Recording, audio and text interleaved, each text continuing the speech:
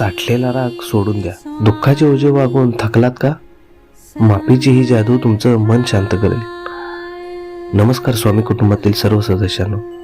आज आपल्या आयुष्यात सगळ्यात मोठं दुःख कोणतं असेल तर ते म्हणजे राग. कुणीतरी आपल्याशी वाईट वागलं, कुणीतरी आपला विश्वासघात केला आणि ती आठवण आपल्या मनाला दिवसभर कुरतडत राहते.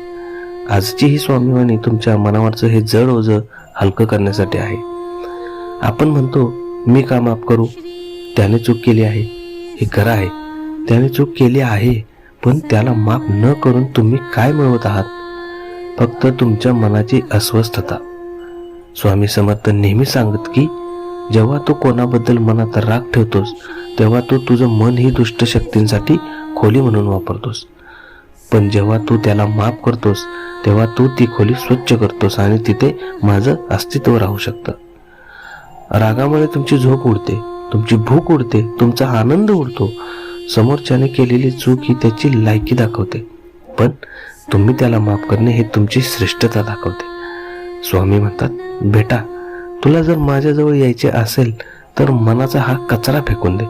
जोपर्यंत मनात सोडाची भावना आहे तोपर्यंत माझ्या प्रेमाचा वर्षाव तुला अनुभवायला मिळणार नाही. आज डोळे मिटून आठवा, असं कोण आहे ज्याच्यावर तुमचा राग आहे? तो माणूस तुम्हाला दुखवून निघून गेलाय, पण तो राग तुम्ही अजूनही स्वतःमध्ये धरून ठेवलाय. ही तुमची चूक आहे. आज त्याला मनातून माफ करा आणि त्या रागाच्या अग्नीतून स्वतःला बाहेर काढा. ज्या दिवशी तुम्ही माफ कराल त्या दिवशी तुम्हाला जाणवेल की तुमच्या आयुष्यातील 80% ताण कमी झाला आहे.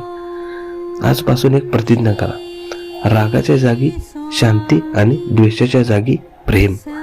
तुम्हाला आजचा हा विचार कसा वाटला? कोणाला माफ करण्याची हिंमत तुम्ही आज दाखवणार आहात का? कमेंटमध्ये सांगा.